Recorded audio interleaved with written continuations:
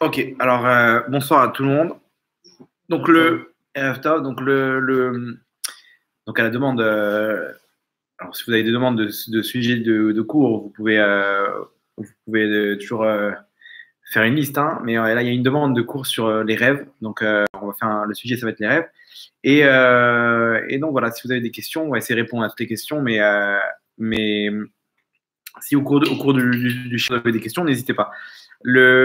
Donc c'est quoi les rêves? Pourquoi Hachem il a fait un système où on fait des rêves? Bon, même si on explique selon la science c'est quoi, etc. Mais pourquoi Hachem il a fait des choses comme ça? Des fois qui sont prémonitoires, des fois qui veulent rien dire, des fois c'est des trucs qui ont ça a ni queue ni tête. On ne sait pas ce que ça veut dire. On commence un truc, après d'un coup il y a une autre scène. Ouais. C'est un peu n'importe quoi. Il n'y a pas de fil conducteur. Et des fois ça fait peur. Quelle est la signification? Pourquoi d'abord Hachem a fait tout ça? Quelle est la signification? On voit que dans la Torah, il y a beaucoup de rêves. Yosef Hatzadik, Yaakov Avinu, dans la Gemara, il y a plein d'histoires, etc. On voit jusqu'à aujourd'hui, dans les temps modernes, les gens ils ont des rêves, des prémonitoires, des trucs dans le bien comme dans le mal. Il y avait comme ça à l'époque du Titanic. Vous savez qu'il y en a beaucoup avant de monter, ils ont rêvé que le bateau il allait couler. Et ils ont décidé de ne pas monter. Et le bateau il a coulé et ils ont raconté qu'ils avaient fait, pas une ou deux personnes, une dizaine de personnes. Ils ont rêvé que le bateau il allait couler. Et ils ne sont pas montés. Il y avait un jeune soldat allemand de la Première Guerre mondiale. Il était dans un bunker. Et il s'est endormi dans le bunker. Et il rêve que le bunker il explose. Il y a de la fumée partout, etc. Il commence à étouffer. Il se réveille comme ça. Vite, il a besoin de sortir dehors. Il sort dehors et le bunker, il explose. C'était qui ce soldat? Hitler. Il a été sauvé par un rêve. Des fois dans le bien, des fois dans le mal. Vous voyez que Hachem, des fois, quand il a besoin même d'un bâton, s'il faut le sauver, on peut lui parler par l'intermédiaire d'un rêve. Donc, comment ça marche? C'est quoi l'histoire? Comment ça marche? Comment il faut interpréter ça? Comment il faut se confronter à un rêve? J'ai eu un mauvais rêve, j'ai eu un bon rêve. Qu'est-ce que je fais avec ça? Donc, c'est le sujet du cours. On va essayer de répondre à toutes les questions. Si jamais il y a une question qu'on n'a pas répondu, n'hésitez pas à intervenir. La Gemara dans Brachot, elle pose une question. Il y a marqué dans la Torah, Bachalom Adaberbo. Dans le rêve, je lui parlerai. D'un autre côté, il y a écrit dans la Torah, Chalomot Shav Yedaberu. Les rêves en vain, ils parleront. La Gemara, sur ça, elle pose la question, elle dit, attends 2 secondes. Tu me dis qu'Hachem me parle dans le rêve, dans un pasouk, dans un autre pasouk, dans un autre verset. Tu me dis que les rêves, c'est en vain, c'est des trucs stables. Et que Chalomot Shav Yedaberu, c'est des rêves en vain qui parleront. C'est-à-dire que c'est rien, ces rêves. Ça veut rien dire. Donc, Hachem me parle dans les rêves ou ça veut rien dire? Comment on a une contradiction ici. La Gemara ramène 2 psukim qui ont l'air de se contredire. Réponse de la Gemara, non, c'est pas une contradiction. L'un, il est fait par l'intermédiaire d'anges, l'autre, il est fait par l'intermédiaire de démons. Là où on te dit qu'Hachem, il te parle, Bachalom Adaberbo, dans le rêve, je te parlerai, c'est les rêves qui sont faits par l'intermédiaire d'anges. Ceux qui te disent, le passage qui te dit que Chalomot Shav Yedaberu, les rêves en vain, ils parleront, c'est fait par l'intermédiaire de démons. Démons. Il y a 2 types de rêves, l'un fait par les anges, l'un fait par les démons. Celui qui est fait par les anges, c'est directement Hachem qui nous parle. C'est une forme de prophétie où Hachem, il a besoin de te dire quelque chose, il te parle par l'intermédiaire du rêve. C'est une communication. Il y a plusieurs types de communication. Okay, il y a ce qu'on appelle le Ruach HaKodesh. Okay, et des tzadikim, ils sont arrivés à un niveau tellement grand par l'intermédiaire de la Torah des mitzvot qu'ils ont cassé l'écran qui les sépare d'Hachem. On a une neshama, malheureusement, cette neshama, elle est reliée jusqu'en haut à Hachem. Maintenant, les avérotes qu'on a, l'impureté, les machins, etc., on ne comprend pas les signaux. Maintenant, une personne arrive à une pureté tellement grande qu'elle peut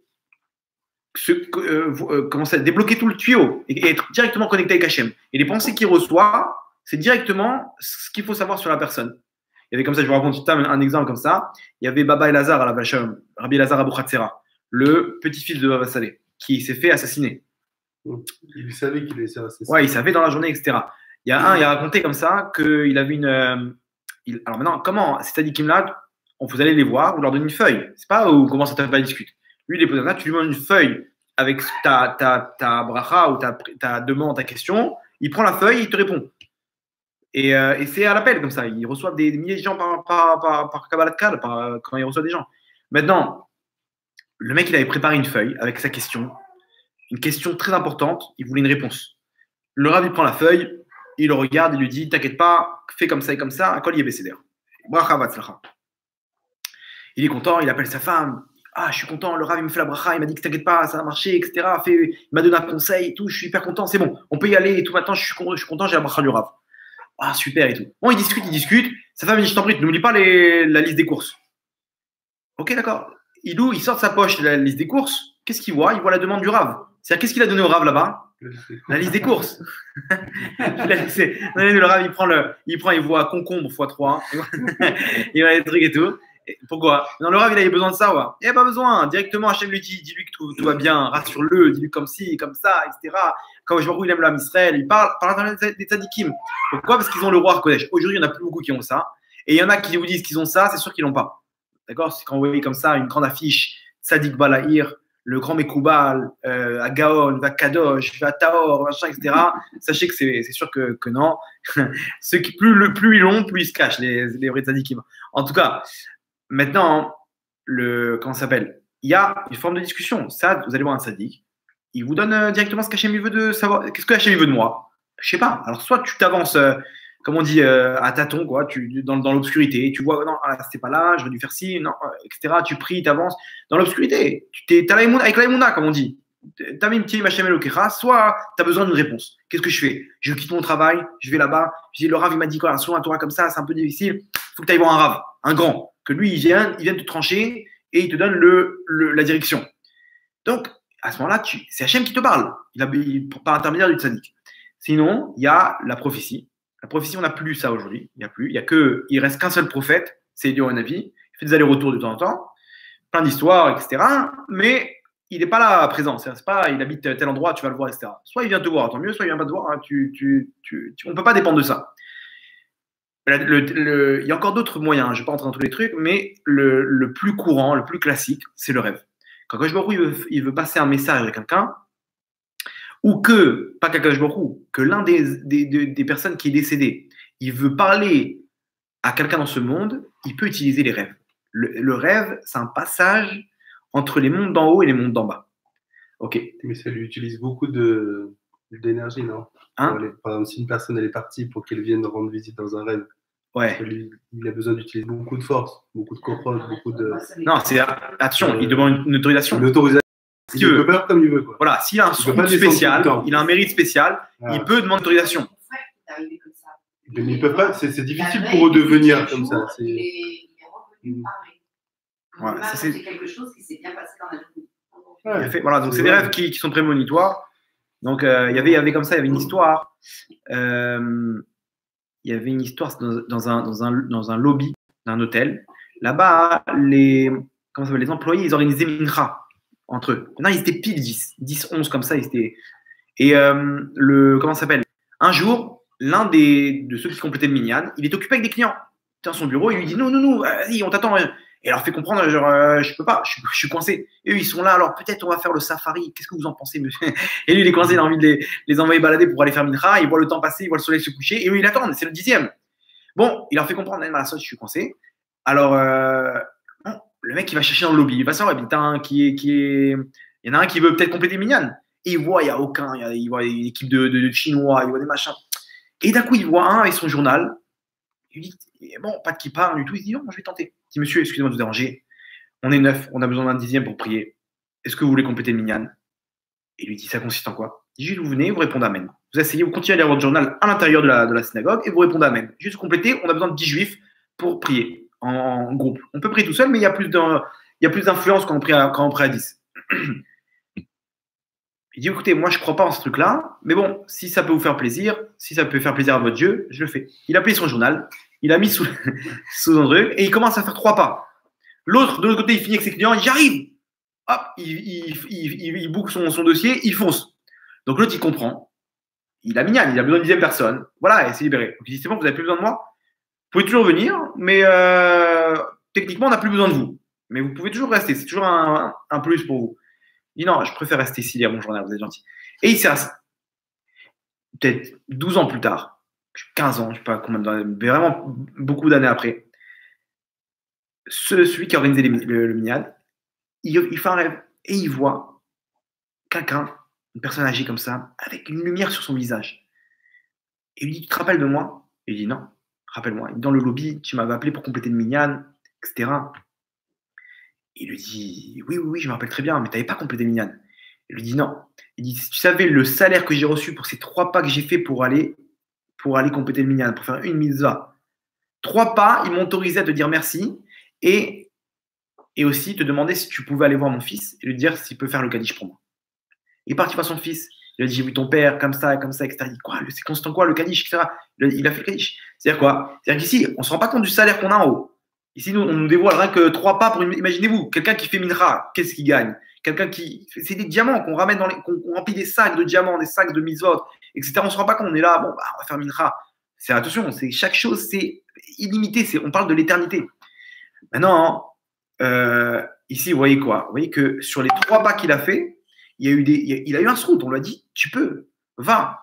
Tu as fait ça pour Hachem. Vadaï que lui, toute sa vérote, il ne savait pas c'est quoi le truc. On ne va pas le juger sur ça. Maintenant, sur une chose que tu as fait, il a fait bien. Hachem, il juge l'effort. Il a vu vraiment, il a fait un effort sur ça. Il est venu pour Hachem, 3 pas. Kibalta. Tu as reçu. Donc, ben, on lui dit même, tu peux aller voir. Quoi, mais maintenant, comment je fais? Maintenant, je suis bloqué dans les mondes d'en haut. Je n'ai pas de mitzvot. Tu n'as pas un fils qui peut. Si, j'ai mon fils. Alors, comment on fait? Va voir lui dans le rêve et tu lui dis qu'il va voir ton fils. Et voilà, le truc comme Donc, maintenant, c'est sûr, quelqu'un qui a des mitzvot, il a un pass VIP. Les tzadikim peuvent aller voir qui veulent dans les rêves.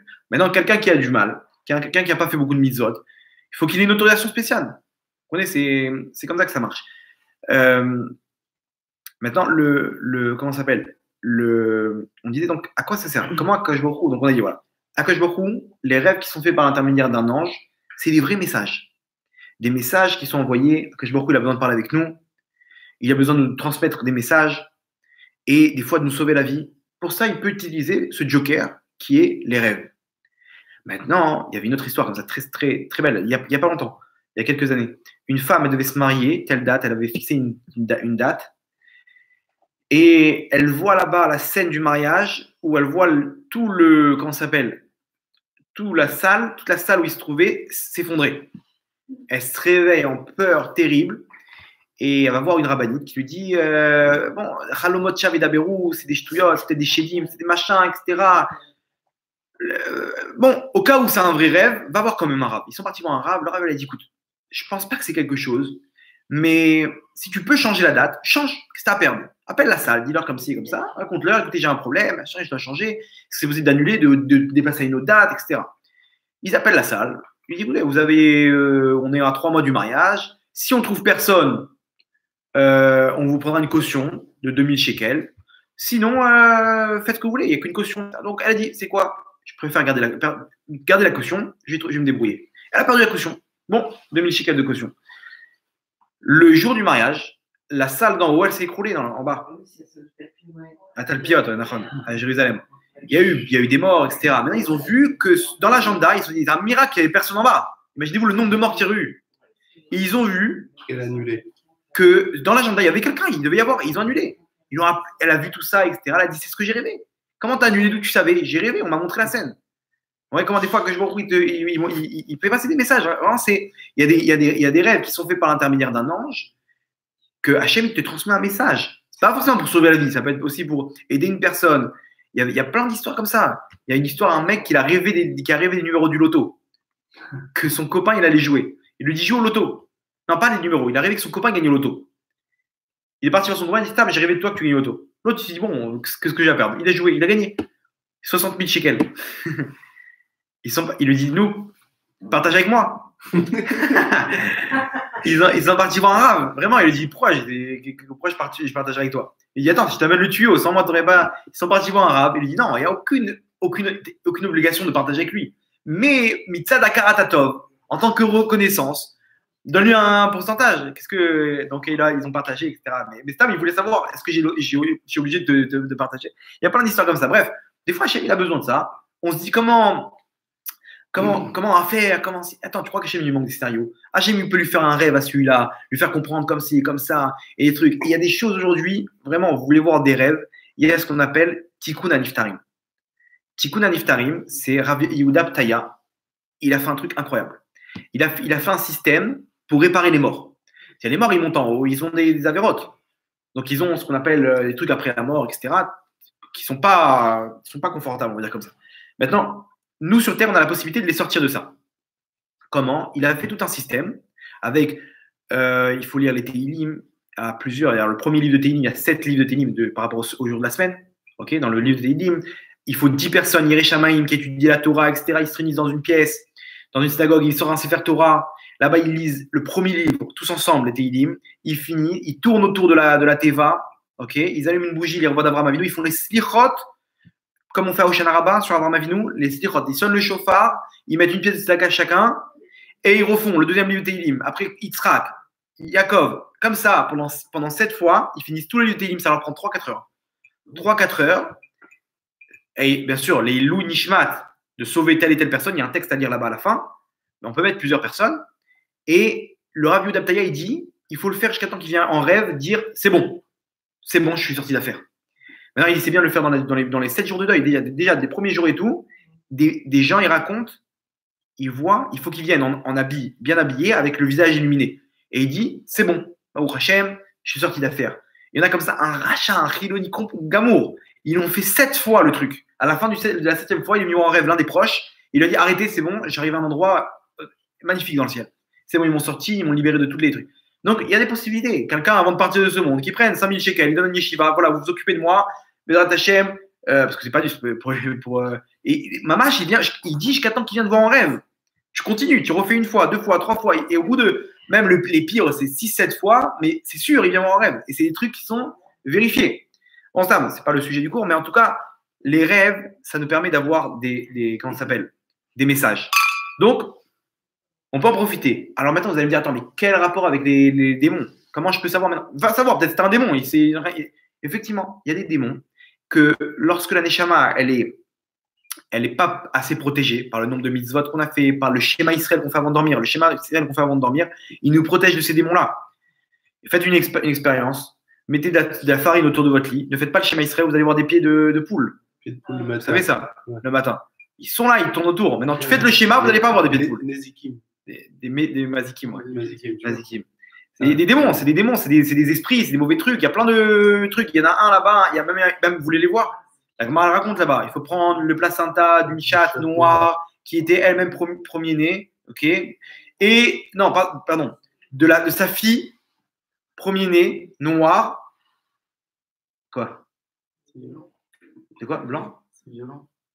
Non, le placenta. Non, mais il y a des gens qui peuvent faire ça aussi. Ah non, on va pas dire tout. Là. Bref, en tout cas, il faut prendre le placenta de... Il y en a un, il a raconté que le fait que avec la farine, mettre de la farine autour du... L'autre, il y en a un de là-bas, il y en a un, il a entendu ça. Il a raconté à table. Il dit, oh, il a raconté comme ça, machin, la farine et tout. Le lendemain, ses enfants, ils ont renversé toute la farine. Ils ont massacré la moquette. Bref. Donc, non, bon, bref. Il y a un moyen. La Gemara, elle ramène un moyen là-bas. Vous brûlez le placenta de plusieurs trucs, etc. Il faut que ce soit une descendance spéciale. Vous prenez la cendre, mettez sur les yeux. Vous ouvrez les yeux, vous voyez tout ce qui se passe autour de nous. Il y a un rave, il a fait ça, il est devenu fou. Donc, il ne faut pas le faire. Hein? Il vaut mieux pas. Voilà, exactement. Donc, il a raison de. Maintenant, donc, on ne sait pas ce qu'il y a autour de nous. Maintenant, faites le schéma Israël, machin, mais si elle n'est pas protégée, la Nishama, quand elle monte, les Chédim, ils ont la possibilité de lui faire des mauvais rêves. Ils lui rendent des trucs comme ça, et le mec, il se réveille, il a peuré, etc. Mais non, c'est des ch'touillottes, c'est des bêtises. C'est-à-dire qu'il peut voir comment il y a des Arabes qui poursuivent, il envoie des grenades. Vous savez, ces films-là, les mecs, ils font des rêves, c'est des films, des Rambo, machin, c'est des trucs. Maintenant, je vais dire dans 2 secondes. Je sais peut-être qu'il veut me faire attaquer par des Arabes. Non, raconte ça, il va rigoler. Il va dire, attends, tu t'es fait attraper par des Chédim, tu t'es fait agresser. Et il y a plusieurs types de démons. Il y en a, écoutez bien, hein, ils s'appellent les matsrikim, les marrants. Ils adorent faire des blagues, ils adorent faire peur. Les matsrikim, non vraiment, c'est un type de démon. Ils s'appellent les matsrikim. Ils adorent faire peur. Ils voient que le mec, c'est un bon client. Il est là, à chaque fois, il a des rêves, des machins. Ils vont le voir ils peuvent le voir tous les 2 jours. Et ils lui font des rêves, et ils croient comme ça. Il leur dit, écoutez, je suis le Mashiach, il faut que vous me croyez. Et eux, ils rigolent de ça. Ils savent qu'ils ont un bon client. C'est ça, des fois, il ne faut pas capter. Il faut aller voir un rave. Là, il dit, écoute, base, ne prends pas trop la tête pour voir, c'est quoi? Fais comme si de rien.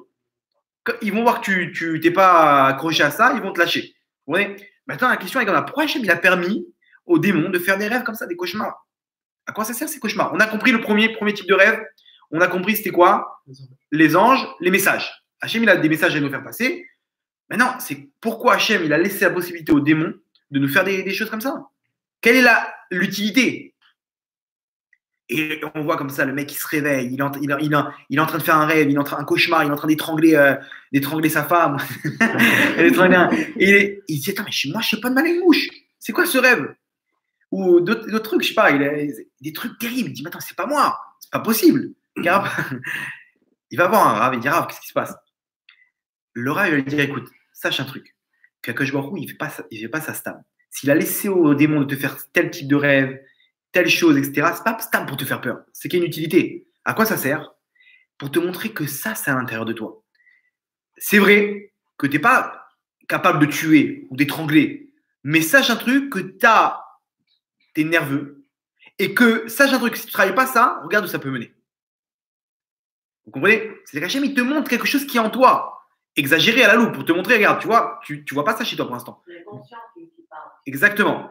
Et ils utilisent l'inconscient, quelque chose, ils ne peuvent pas te faire un cauchemar sur quelque chose qui n'existe pas. Ils ne peuvent pas te faire un truc, c'est-à-dire qu'en fait, même les chédim, même les démons, c'est des messages. On est en train de te faire passer un message, sache un truc, tu as un défaut. Maintenant, eux, ils te le gonflent, ils te font ça à la loupe, et ils te font tout un scénario terrible, tu te réveilles, je suis pas un tueur quand même, je suis pas un fou, je suis pas un... Le mec, il se voit comme ça, comment il est en train d'étrangler, mais je fais pas de mal à une mouche, moi. Non, tu t'énerves des fois, Nahon. Ouais, ben ça va, ça arrive à tout le monde. Non, sache un truc, il faut se contrôler. Alors quoi? Alors qu'est-ce que je fais? Ben, si tu ne te contrôles pas, voilà où ça peut mener. Hachem est en train de te montrer, regarde, il y a un défaut chez toi. Des fois, on se ment à nous-mêmes. C'est vrai ou pas? On se ment à nous-mêmes. Ces messages-là, ils viennent nous remettre à la réalité. Sache que tu as ça en toi. Alors, on va expliquer sur la science, c'est le subconscient, etc. Quelque chose dans mon enfance, quelque chose que j'ai vu. C'est vrai. Mais selon la Torah, c'est prendre à choisir ça et pas un autre scénario. Parce qu'on veut te montrer quelque chose qui a au plus profond de toi, qui est une graine, que dans 10 ans, ça peut pousser. Ça peut faire un arbre. Mais alors, pas obligé. En tout cas, traite le problème. On te gonfle le truc pour te montrer, regarde où ça mène ça. C'est pas sûr que tu vas arriver à ça. Et peut-être, dans la plupart des cas, tu vas pas arriver à ça. Mais déjà, on te montre ça à la loupe pour te dire, écoute, je suis un nerveux.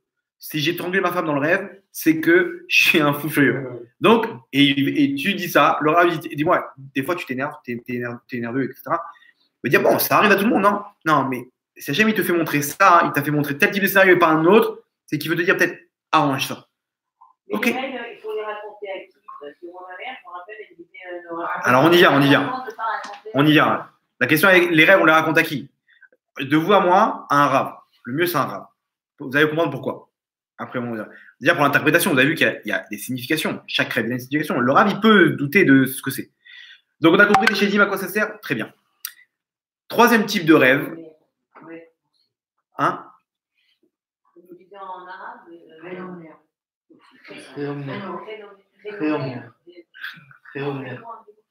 Ok, bon, il y a des versions en arabe si. Que le rêve soit bon. Voilà, on va dire la version en hébreu, ouais. Maintenant, comment ça s'appelle? Troisième type de rêve que la Gemara elle ramène.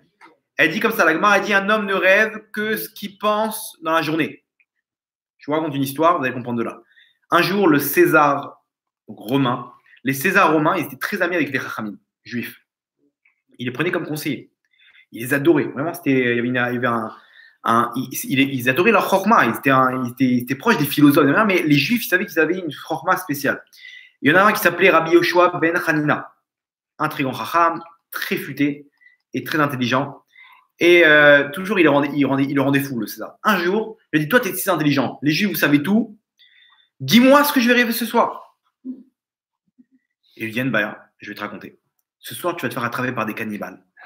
Okay, ils vont te prendre, ils vont te mettre dans un chaudron comme ça, bouillant, et ils vont vouloir te manger. Quoi? C'est quoi cette folie-là? Je te dis. Et le roi, il s'est dit, attends, pourquoi les cannibales? Peut-être il y a un truc, il y avait les vikings là-bas, ils vont peut-être m'attaquer dans mon royaume, des machins, etc. Il commence à réfléchir. Le soir, il fait le rêve. Il dit, tu m'as rendu fou, c'est quoi ce rêve? D'où tu savais? Machin, ça veut dire quoi? Je vais me faire attaquer par les Gaulois, par les Vikings. C'est qui ces cannibales? Explique-moi la signification maintenant. Il dit, non, il n'y a pas de signification.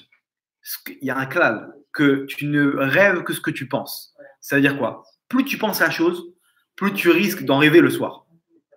Vous avez compris? Ça veut dire quoi? Ça veut dire que si quelqu'un il vous raconte un rêve, il te dit, tu sais, j'ai rêvé comme ça, que je me faisais poursuivre par des poulets. Alors, si c'est ta femme, tu lui dis quoi? Tu prépares Shabbat en ce moment? Elle va dire, ouais, d'où tu sais? Et parce que tu penses à ce qu'elle a tellement pensé que le poulet, vite, faut que je décongèle, faut que je le prépare, etc. Que, ouais, donc, tout de suite, quand il y a quelqu'un qui vous raconte un rêve, tu penses à ça en ce moment beaucoup, tu dis, ouais, d'où tu sais? Dis donc, c'est bon, c'est pas ni un ange, ni un truc. Ça, c'est toi-même. Ok, vous avez compris? Donc, une personne, elle ne pense, elle ne rêve que ce que c'est-à-dire tout de suite. Elle a fait un mauvais rêve. Elle pense, je pense à ça. Des fois, c'est même un instant, j'ai pensé à ça dans la journée. Le soir, j'ai rêvé de ça. Donc, ça, vous pouvez être tranquille. C'est ni l'un ni l'autre. C'est ni un démon, ni un ange. C'est Stam. C'est notre cerveau qui joue des tours. Maintenant, comment il a fait, lui, le Rav? Il s'est dit, je vais lui faire un scénario où il pense toute la journée. Et à la fin, il va rêver. Vous avez compris? C'est pour ça qu'il a dit, je vais t'expliquer ce que tu vas arriver ce soir. C'est pas la prophétie. C'est Stam, il a joué avec ce que la Gemara elle dit. Et donc, la Gemara connaît la psychologie de l'homme, etc.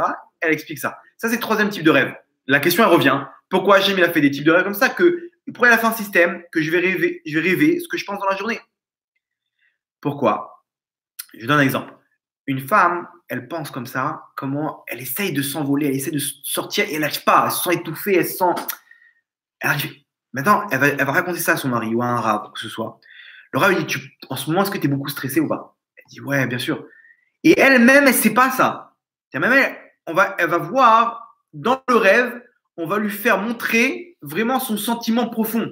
Que des fois, elle va se dire, non, mais ça va, machin, tout va bien. Mais au fond, elle est stressée. Comment ça va se reproduire ça, ce stress? Par un étouffement, où elle va se sentir étouffée, où elle va se sentir comme ça qu'elle n'arrive pas à avancer, qu'elle se sent lourde comme ça, elle sent comme si elle a des boulets, des machins, des trucs dans les jambes. Elle dit, horrible comme rêve. Je me sentais comme si j'arrivais pas à bouger mes membres. Vous connaissez ces rêves? C'est quoi ça? Ah, je vois qu'il y a les gens, ils sourient. Tout le monde rêve pareil. Hein. Moi aussi, je rêve comme ça des fois.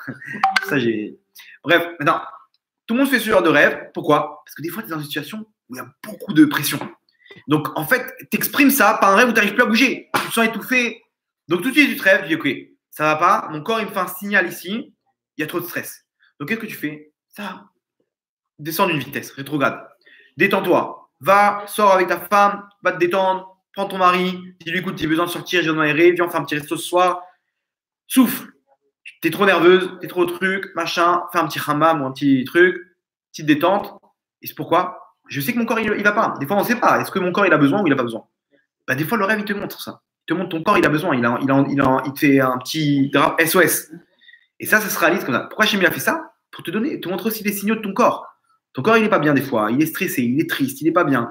Tu ne peux pas avancer. Si la voiture, on ne la vend pas au stand de temps en temps, elle ne peut plus. Au bout d'un moment, elle va craquer. Donc, des fois, Hachem, il te fait un signal. C'est ton corps même qui te parle. Il te dit stop, je ne peux plus. J'étouffe, j'ai besoin d'air, j'ai besoin de trucs. Donc, ça, c'est le troisième type de rêve. Comment l'explication, pardon. Quand on est jeune, je ne sais plus à quel âge, en adolescent, on vole. Ah oui, c'est la liberté. Peut-être, voilà, exactement. Pas voler. Non, c'est-à-dire, ouais, on s'envole. Pourquoi? Peut-être qu'un adolescent, comme il se sent, il est pris entre deux périodes. Ouais. Le fait qu'il est un enfant et qu'il est au piège par ses parents et par les règles qu'on lui impose, etc. Et le fait qu'il commence à devenir adulte et qu'il a envie, ça y est, de se lâcher tout ça. Donc le fait qu'il s'envole, ça exprime le fait qu'il a envie de se libérer. Et un adolescent, c'est ça. C'est que ça.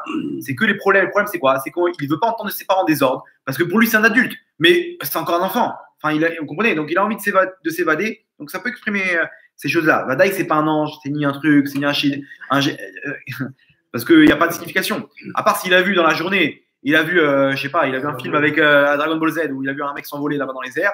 Donc il rêve de ça après. Mais sinon, vous comprenez, s'il n'a pas quelque chose comme ça dans la journée, c'est Stam qui exprime le fait qu'il a envie de s'évader. Donc c'est pour ça que ça, c'est le troisième type de rêve. Maintenant, la Gemara, elle dit comme ça.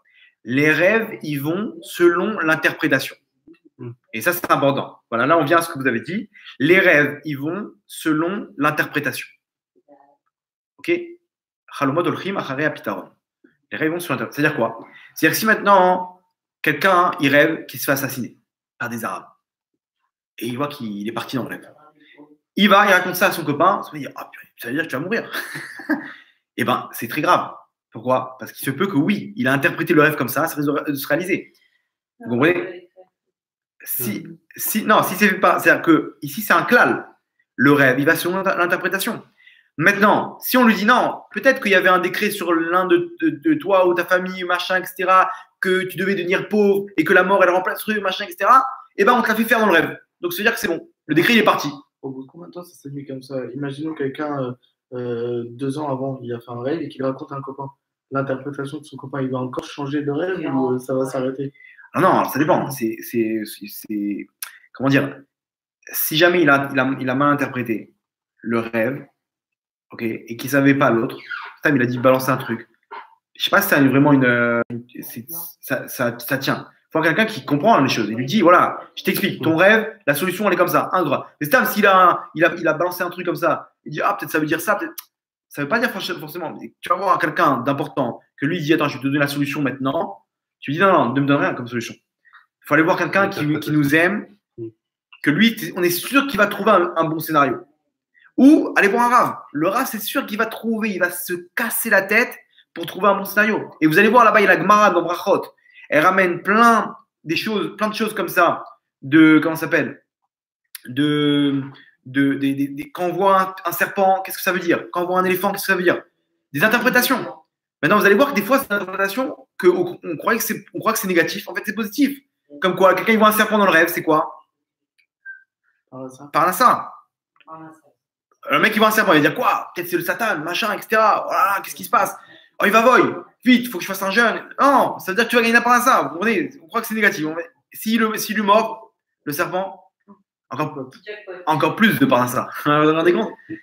Il y a plein de trucs, vous comprenez? Maintenant, si vous rêvez de serpent ce soir, c'est pas obligé que c'est ça. Parce que comme je vous en ai parlé maintenant, vous comprenez? Maintenant, donc, tout va selon l'interprétation. Donc, c'est pour ça, quand on dit qu'il faut raconter à quelqu'un qu'on aime, c'est par rapport à ça. Donc, vous allez voir quelqu'un qu'on aime, dis-moi, regarde, j'ai fait un rêve comme ça et comme ça. Mais non, peut-être qu'on a donné une interprétation, peut-être que c'était pas un vrai rêve. C'était un rêve d'un chédi, mais c'était des batsrikim, comme on a dit, les trucs, ou peut-être c'était quelque chose qu'il a pensé. Il a vu, ou il était dans les infos du matin au soir, et il a vu que des malheurs. Maintenant, il y a eu un truc sur lui. Donc, il dit quoi? L'autre, il dit, ça veut dire que tu vas mourir. C'est pas fort. Peut-être que c'est pas un rêve de d'ange qu'il fallait interpréter pour qu'il se réalise. Vous comprenez? Peut-être des chédim, peut-être des gens, des matsrikim, comme on a dit. Peut-être c'est un rêve que lui-même il a créé par ses pensées. Donc, il y a que l'interprétation, elle a rien. Ici, elle n'a pas d'influence parce que ce n'est pas des vrais rêves. Mais sur les vrais rêves, les messages, on va selon l'interprétation. Il y avait un je me rappelle maintenant de cette histoire. Hein, il y avait un chiloni, il faisait rien, ni Torah, ni Misot, rien du tout. Et il arrivait comme ça, il y a un rave qui est venu le voir en rêve, il lui dit si tu ne fais pas Chouva maintenant, dans 1 mois, prépare tes valises, tu quittes ce monde. Directement. Énervé comme ça, il lui a dit. Il est parti voir le Rav Kanievski. Le Rav Kanievski il lui a dit il faut faire Chouva de A à Z, sinon tu pars. Non. Comment ça s'appelle? Ils l'ont dit au Rav Kanievski, après il lui dit Rav, pourquoi vous l'avez interprété comme ça?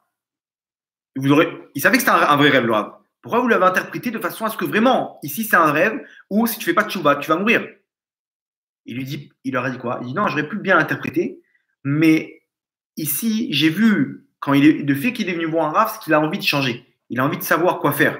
Donc si je lui dis l'interprétation, ça peut l'aider contre son Yitzhara à pouvoir faire Tchouva. Effectivement, ce mec-là, il a fait Tchouva de A à Z. Il s'est marié avec une femme, ça décale. De A à Z, vraiment. Ce rêve-là, il a aidé. On est des points d'interprétation, mais il n'y a qu'un Rav qui peut faire ça. Comment tu peux cerner? Non, c'est important d'aller voir une personne qui nous aime, qui va chercher une bonne solution, qui va dire écoute, j'ai pas de solution, ne dis rien, tu n'as pas de solution. Ou sinon, d'aller voir un Rav. Lui, il connaît. Il dit, tu sais, dans la Gemara, on dit que ça est égal à ça, que ça, comme si, etc. Tu vois, donc il va trouver des clés, il va trouver des signes, et il va t'interpréter. Il va te dire, c'est pas obligé que ça veut dire quelque chose de mauvais. Pourquoi? Parce que dans la Gemara, ça veut dire ça veut dire, par exemple, il voit comme ça, il a la lèpre. La lèpre, comment on dit en hébreu? Nega. Tu peux inverser les lettres. Ça fait quoi? Oneg. C'est qu'Hachem, il a prévu pour toi beaucoup de plaisir. Vous avez vu comment on change le mec, il s'est vu lépreux, on va dire qu'en fait, Hachem va t'envoyer de l'abondance. Vous comprenez comment c'est un Rav, il connaît, il scanne le chasse maintenant, toutes les Gemarot, le Zohar, les machins, etc. Il trouve des choses et dans chacun des rêves, il y a une double interprétation. Donc maintenant ici, c'est sûr que le rêve, il ne faut pas le raconter à tout le monde. Il faut voir si c'est un vrai rêve, d'en parler à un Rav. Lui, il va donner une interprétation.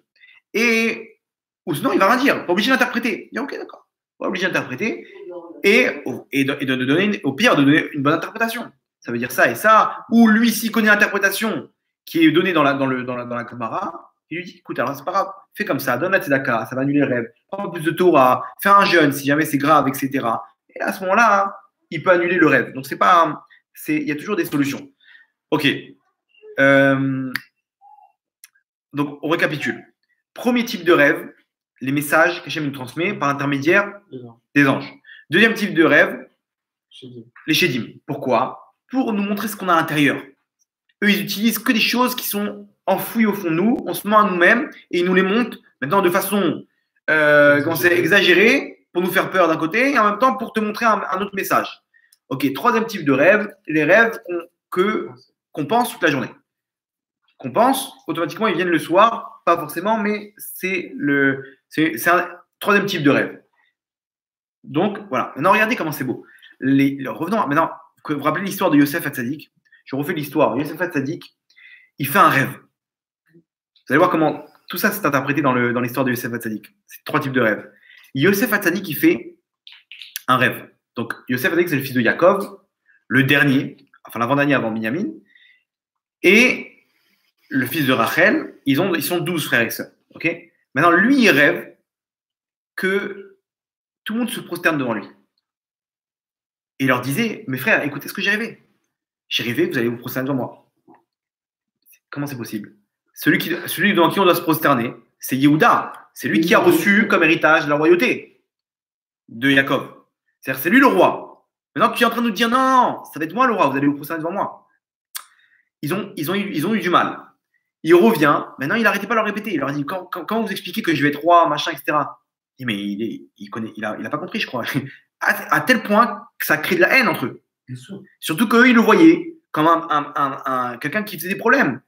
Eux, ils ont comment ça s'appelle? Ils voyaient qu'il est balancé à son père, etc. Maintenant, eux, ils ont, comment ça s'appelle? Ils faisaient des trucs, ils avaient une bonne excuse. Là-bas, ils les voyaient manger un animal qu'on n'a pas fait la shrita. Qui pensait. Donc, il est parti balancer à son père, Yosef. Il a dit, mes frères, ils ont mangé. Qu'est-ce qu'on fait, papa? Qu'est-ce qu'on fait? Maintenant, eux, c'était quoi? Ben Pakwa. Vous savez c'est quoi Ben Pakwa? Une vache, on lui fait la shrita. Hein? Maintenant, on ouvre le ventre, on voit qu'elle a un veau. Ce veau-là entier, il est cachère ou pas cachère? Cachère. Je peux le prendre avec la tête, hein. Attention. Le mettre comme dans les Astérix, là, ouais, il faut tourner le truc. Entier, je le fais cuire, je peux le manger. Sans shrita. Maintenant, on fait la shrita quand même de peur qu'il y ait des mauvaises interprétations. Vous suivez jusque-là ou pas? Maintenant, lui, il a vu ses frères manger un veau sans faire la shrita. Il est parti balancer, mais tu t'es pas dit peut-être c'est un ben pakwa. Ils avaient le droit de le manger. S'il était caché à la madrine. Mamache. Donc, bon, il a créé de la haine. Maintenant, il revient. Mes frères, j'ai fait un autre rêve. Moi, vous êtes les étoiles, vous vous prosternez devant moi. Il a déglingué. Mais alors, qu'est-ce qu'ils disent, eux? Il est tellement dans ses folies, il pense tellement à nous dominer qu'il rêve de ça. Ils sont en train de se dire quoi? Il est en train de penser à ça. Il pense à dominer le type. Il veut nous dominer. Il faut le calmer. Il a un Yitzhara terrible, ce petit jeune-là. Et eux, qu'est-ce qu'ils disaient en plus? Ils disaient, c'est sûr qu'il y a un défaut. Regardez, Abraham, il a eu Ishmaël. Yitzhak, Ishmaël. Yitzhak, il a eu Esav. Yaakov, qui il a eu? Yosef. Voilà comment ça s'appelle? La tâche dans les enfants. Donc ils se sont dit, c'est lui. Nous, on est Baruch Hashem, on est tzadikim. Il a un problème. Et en plus, il nous parle de quoi? Il pense du matin au soir dominé. Donc c'est normal qu'il rêve de ça. Comme il pense à ça toute la journée, ça c'est quel type de rêve? Le troisième. Tu rêves que ce que tu penses toute la journée. Donc ils se sont dit, ouais, c'est un fou, celui-là. Il faut le neutraliser. C'est pour ça qu'ils ont pensé à le vendre, parce qu'il est il est Rodef Malchout, il veut prendre la royauté, etc. Donc c'est un Mita, ils vont dire on va pas le tuer, on va le vendre, etc. Donc c'est pas ça, mais ils ont pensé bien faire, les frères. Mais alors qu'est-ce qu'il veut, Yosef? Pourquoi tu les chauffes là? Pourquoi tu racontes tes rêves? Qu'est-ce qu'il veut faire, Yosef? Pourquoi il le raconte? Pour que ça se passe. Pour que ça se passe. Lui, il a besoin d'une interprétation. Donc lui, il va voir son père. Son père, il a marqué Shamar et Tadavar, il a rien dit. Top, ok, j'entends. Il est parti voir ses frères. Ses frères, ils ont dit quoi? Amalor Timlor Aleno. Imachol Timshol Banou. Tu veux nous dominer?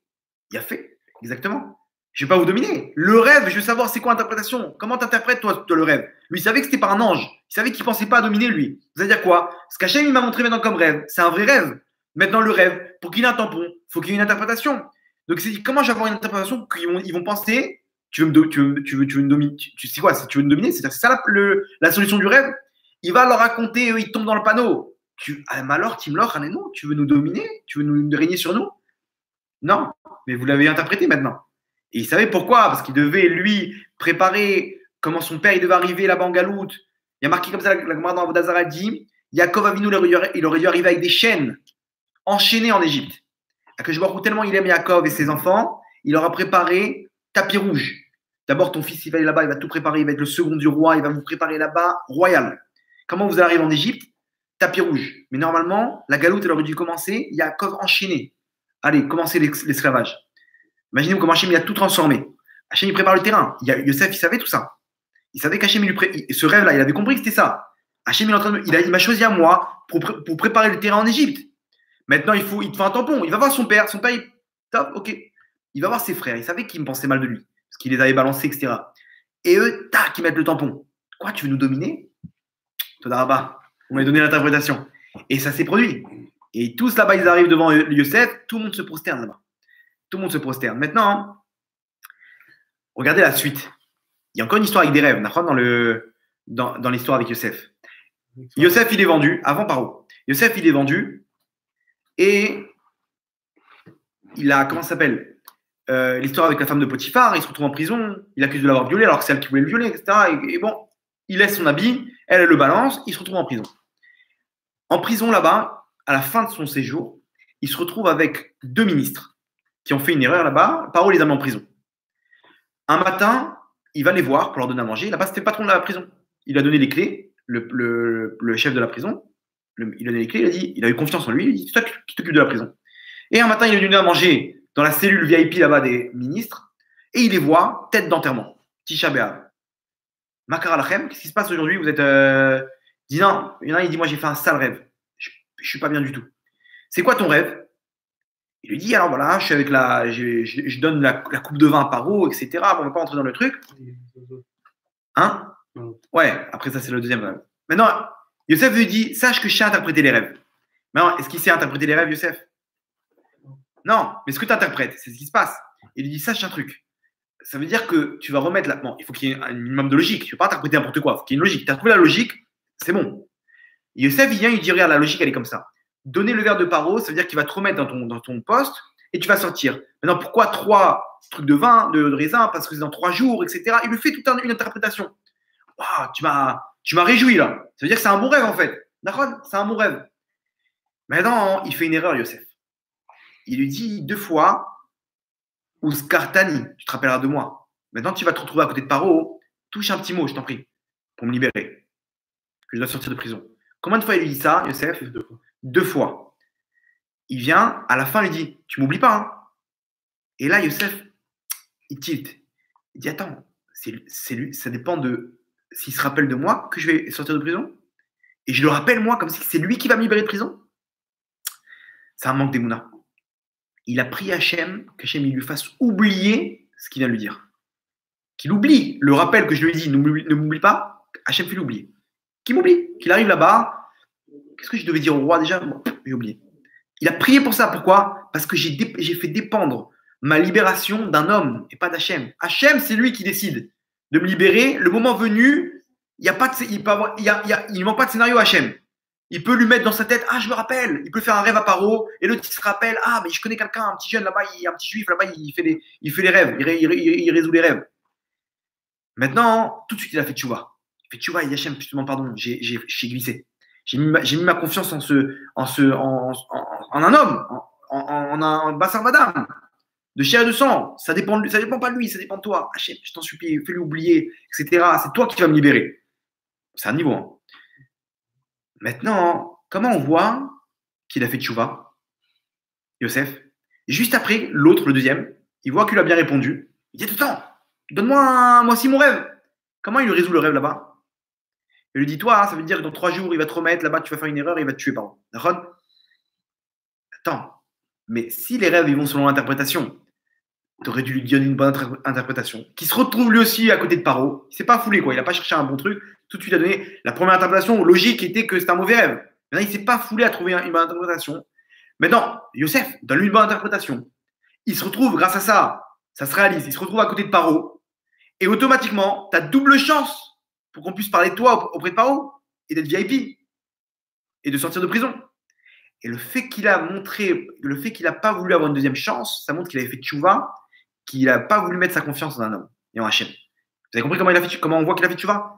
Mais plus de chance. Donne une bonne interprétation. Tu auras 2 personnes à côté de Paro. Donc plus de chance pour Hachem, plus d'ishtadlout pour qu'Hachem puisse te libérer. Non, pas besoin. Un seul homme et fais-le oublier. Et comment on va faire? Au bout de 2 ans, seulement il s'est rappelé.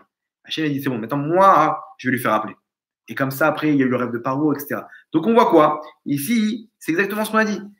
Là-bas, les frères, ils ont pensé que c'était une interprétation qu'il avait quoi? Selon ce qu'il pense toute la journée. Mais en fait, lui, il voulait l'interprétation pour que ça se réalise, pour pouvoir arriver à tout ce but, etc. Donc on voit comment chaque chose dans ce monde-là, il n'est pas stable. Les rêves, c'est pas à prendre à la légère. Mais d'un autre côté, il ne faut pas se prendre à tel non plus. Il y a un rêve. Alors qu'est-ce qu'on dit? Des fois, la Gemara, elle dit comme ça. Elle dit quand il y a un rêve, on dit Chalomot Shav Yedaberu, comme le pasouk. C'est quoi? Les rêves en vain, ils vont parler. Ils parlent en vain. Stam, ça veut rien dire. C'est des ch'touillottes. Maintenant, si c'est un bon rêve, je peux dire cette phrase avec étonnement. Chalomot Shav Yedaberu, les rêves en vain, ils vont parler. C'est un vrai rêve, ça. Est-ce qu'on va dire que c'est un rêve en vain, ça? Vous voyez, cette phrase-là, je peux la dire dans 2 tons possibles.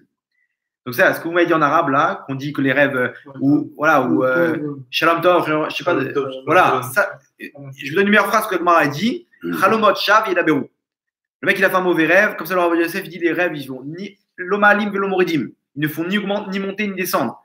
Te prends pas la tête, c'est-à-dire quoi? Tu t'es réveillé dans le rêve, Chalomot Shav Yedaberu, c'est des rêves en vain, c'est des futiles.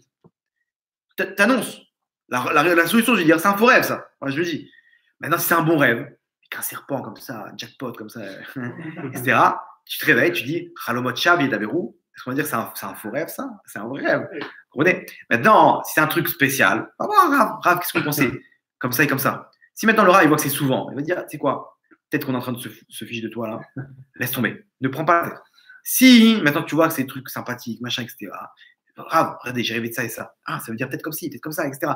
Et là, il va donner une bonne interprétation. Mais ne va pas voir maintenant au boulot, maintenant ton pote, ton copain, et lui dire, hey, tu sais que j'ai rêvé comme ça, là. Il dit, ah ben, prépare ton testament, là. Il se fait directement, il te casse le truc, machin, vous comprenez. Donc, les rêves, bon, Hachem, c'est quelque chose de bien, on a vu aujourd'hui. À quoi ça sert? Quelle est l'interprétation? À nous de juger. Quand tu vois que c'est quelque chose, toute la première question, c'est, j'ai pensé à ça dans ces derniers jours. J'ai pensé, donc c'est bon, c'est que dalle. Maintenant, est-ce que c'était quoi? C'était quelque chose de violent, un cauchemar, de dur, machin, etc. Ça veut pas dire. Ça veut dire peut-être ça sent en toi. Donc, on va voir, peut-être essayer de t'améliorer sur ça. Essaie de prendre sur toi quelque chose pour pas t'énerver ou pour pas. Tu vois, c'est quelque chose vraiment que ça sort de nulle part. Tu vois que ça a l'air d'être quelque chose c'est quelque chose qui a l'air d'être vrai. On s'en rappelle. Généralement, c'est les rêves juste avant de se réveiller, ceux-là. Les vrais rêves. Et le Shabbat. C'est un Shabbat matin, juste avant de se réveiller, c'est le vrai rêve. Les vrais rêves, normalement. Tu vois quelque chose, quelqu'un, mais tu vois le rêve comme si tu vis la chose. Tu vois pas un truc flou, tu vois quelque chose, tu entends ce qu'il te dit, c'est une personne qui vient, un rave ou machin, ou quelqu'un et il te dit aide-moi, machin, c'est un vrai truc. Tu vas voir un rave, on est venu voir en rêve, on m'a dit comme ça et comme ça. Et ça, il y a plein d'histoires sur ça. Il y a plein d'histoires, plein de choses, etc. Et tout de suite, tu vas voir rave, qu'est-ce que je fais? Comment je peux aider? Donc ça, c'est c'est la signification. On va finir avec une petite histoire. Il y avait un, comment ça s'appelle? Très belle histoire. Dans un bureau, dans un immeuble, il y avait plein de bureaux. le patron de l'immeuble, du binyan, quoi, de tous les bureaux, il est mort. Et ils ont, comment ça s'appelle? Ils ont invité donc tous les employés à l'enterrement. Maintenant, là-bas, il y avait un employé qui était un peu plus religieux que les autres. Lui, il a pris les choses en main. Il a dit, là-bas, il a pris dans le SPED, il a parlé. Il a dit, Rabotaï, il faut faire quelque chose. Il a tellement fait pour nous. Il nous a aidés. Il nous a donné du travail. Il s'occupait de nous dans des bonnes conditions, etc., etc., etc. Maintenant, ce qu'on ne peut pas faire pour lui en bas, ce que lui ne peut plus faire maintenant pour lui, nous, on va le faire. Comme ça, il annonce. Et on va faire Bezrat Hashem, un Sefer Torah en son nom. D'accord? Chacun, il va cotiser, il va mettre un petit peu, etc. Et on va faire un Sefer Torah pour lui. Voilà la phrase qu'il dit. Maintenant, quelques jours après, le fils, donc, qui a pris tout l'empire de son père, il demande à parler à celui-là, le fameux religieux quoi, des bureaux. Il lui dit, il faut que je te parle. Est-ce qu'on peut se parler? Il lui dit, oui, quel est le problème? C'est le patron maintenant, imaginez-vous. Il dit, non, pas dans le bureau, dans un café. Et là-bas, il dit, écoute, j'ai rêvé de mon père hier, habillé en haillons, avec un visage terriblement triste, pas bien, stressé. Et je lui dis, papa, qu'est-ce qui se passe? Il lui dit, j'ai besoin d'aide, il faut que tu m'aides. Maintenant, il lui dit, il faut que je t'annonce quelque chose. Mon père, il n'est pas mort, c'est d'une maladie, comme on a annoncé, il s'est suicidé. Il y a beaucoup d'aide, des machins, etc. Il a mis fin à ses jours. Maintenant, quelqu'un qui se suicide, Chas Shalom, c'est très grave. Maintenant, il lui dit, il faut que tu m'aides. J'ai pas un bon truc en haut. Pas du tout. Ils m'ont permis de venir te voir pour trouver l'aide. Il dit, comment je fais? Il lui dit, va voir la personne qui dira à mon enterrement, pardon, le rêve, il s'est passé avant l'enterrement. Qui dira à mon enterrement, je me rappelle maintenant, qui dira, ce que lui ne peut plus faire en bas, nous, on fera pour lui. Cette phrase-là. Imaginez-vous, dans le SPED, l'autre, il vient, il dit cette phrase. Le fils, il a rien compris. Il dit, ouais, donc c'est lui qui doit aller voir. OK. Et il lui dit, il faut que tu m'aides. On lui dit, écoute, moi, je connais rien au rêve. Je sais pas comment ça marche en haut. Je sais pas comment intervenir. Et alors quoi? Tu connais pas un arabe? Un peu plus. Va voir dans la hiérarchie, il y a pas des. Il lui dit, écoute, pas loin de chez moi, il y a l'Admour de Nadvorna. Un grand sadique. Viens, on va le voir. On va le voir. Mina Shamaim, non, très dur à trouver un rendez-vous comme ça. Il est occupé. C'est pas des. Écoute, je sais qu'il finit Mincha à 1h. Là-bas, il rentre chez lui. Il est accompagné. Bien, on essaie de se glisser. Enfin, on lui pose la question. Et ils arrivent à le choper là-bas, le Rav. Et il lui dit, Rav, je vous présente, machin, un truc et tout. Il a fait un rêve comme ça. Est-ce qu'on peut vous parler? Aidez-nous. Il lui dit, le Rav, il écoute le rêve et tout. Il dit, écoute, moi, j'ai pas la force dans le ciel pour ça. Mais va voir tel tzaddik. Les rabbanim, entre eux, ils connaissent tous les tzaddikim cachés. Vous savez, il y a 36 tzaddikim starim cachés. Okay, ils se connaissent tous entre eux. Pourquoi? Ils se voient dans les mondes d'en haut, etc. Même s'ils ne sont jamais rencontrés, ils se connaissent. Il dit, il y a un, il est à Tel Aviv là-bas dans la banlieue, telle adresse, ok, va le voir, lui c'est le pro pour ça. Il est fort pour ça. Bon, comment ça s'appelle? Ils vont le voir, ils arrivent à l'endroit. Genre le GPS, il s'arrête là-bas. Il cherche le truc, il ne sait pas où aller. Il dit, bon, peut-être qu'ils vont laisser là-bas. Il tape à la porte. Il voit un petit vieux, Témani, comme ça. Zaken. Il dit, Kvodrav, aidez-nous. Il dit, je ne suis pas grave, moi. Non, il leur avait annoncé. Il dit, sachez qu'il va pas. Il lui dit, il faut que vous nous aidiez, on a fait un rêve. Mais sortez d'ici, qu'est-ce que vous voulez? Je connais rien, moi, tout ça. Il dit, Rav, arrêtez de vous cacher. C'est l'Admour de Nadvorna qui nous envoie. Il vous a parlé de moi? Il dit, oui, il a dit, vous pourrez nous aider. C'est le seul qui pourrait nous aider. Il dit, Tov, rentrez. Il est fait rentrer. Il lui dit, Tov, vous dites à personne que vous êtes venu ici. OK. Et c'est quoi le cas? Alors, il leur explique, machin, mon père, il s'est suicidé, il a mis fin à ses jours, comme ça, il est venu voir en rêve. Il dit, oh, ton père, il faisait pas la Torah Mizot, non? Non, il faisait pas Shabbat. Ah, il dit, c'est grave, qu'est-ce qu'on peut faire? Il dit, écoute, il n'y a rien à faire. Faut prier. Il dit, grave, il n'y a rien à faire. Alors, pourquoi Hachem, il a envoyé en rêve? Il dit, c'est une bonne question. Alors, ça veut dire que, non, Rav, dites-nous, s'il a envoyé un rêve, c'est qu'il y a une solution. Sinon, s'il n'y a pas de solution, à quoi ça sert de l'envoyer? Il y a une solution qu'on va mettre, mais c'est trop dur. Il dit quoi? Il faut que moi, je prenne sur mes épaules, mais j'ai déjà beaucoup pris sur mes épaules, etc. Et je peux pas. En ce moment, je peux pas. Il dit, mais Rav, je vous donne ce que vous voulez. Dites-moi, l'argent, vous avez bien compris que c'est pas un problème. C'est une question d'argent. Je vous paye. Il dit non, c'est pas ça. Il dit, quand je prends maintenant la vérote qu'il a fait, machin, etc., d'en haut, c'est pas facile pour moi après. Il dit, mais Rav, je t'en supplie, pour un juif, pour l'homme Israël. Et il commence à attraper comme ça par les sentiments. Et alors, Rav, il dit, Tov, il faut que tu m'aides. Alors, il faut que tu m'aides. Prends sur toi aussi des choses. Et déjà, Shabbat, tu fais de temps en temps, quand il n'y a pas trop d'affaires. Il dit, maintenant, ça y est, tu prends sur toi Shabbat, les lunes de ton père. Tu organises un cours de Torah là-bas, dans les bureaux obligatoires. C'est dans la paye. Celui qui veut participer au cours, ok, c'est bon, Alaï. Et il faut que tu fasses une grande mitzvah de Tzedaka. Il dit, Rav, dites-moi, je prépare le chéquier. Qu'est-ce qu'il faut faire? Il dit, écoute, dans le quartier, j'ai entendu qu'il y avait une fille qui n'avait pas de quoi pour se marier, pas d'argent, zéro. Ses parents, et son père, il est en prison, sa mère, elle est malade, elle est trucs, machin, rien, zéro. Elle doit se marier, son futur mari, il fait de synagogue pour récolter un peu d'argent, ils ont rien, ils ont à peine le minimum pour un truc. Une robe de mariée, elle n'a pas, truc, Rav, combien il faut? Il dit, Tavo alecha bracha, tu fais une petite mitzvah, tu vas organiser le mariage, enfin, tu fais un petit chèque shamen, comme on dit, un peu gras, large, et bisrou ta tzedaka, peut-être je vais avoir plus de force. Il dit ok. Il dit Rav, 100 000 shekels, c'est bon ou pas? Il dit c'est bon, bah, au Hachem, ça peut les aider après pour la suite. Vas-y. Elle est où? Il prend l'adresse, il arrive, il y a une femme qui ouvre, une jeune fille, voilà, cadeau pour le mariage.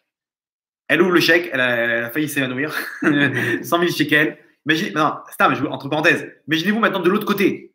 Maintenant, on fait la scène de l'autre côté, du côté de la mariée. Elle pleure, elle prie à 15 jours, aide-moi, et truc, et son mari comme ça, et son futur mari, etc. D'un coup, quelqu'un il tape la porte, il doit acheter 200 000 shekels.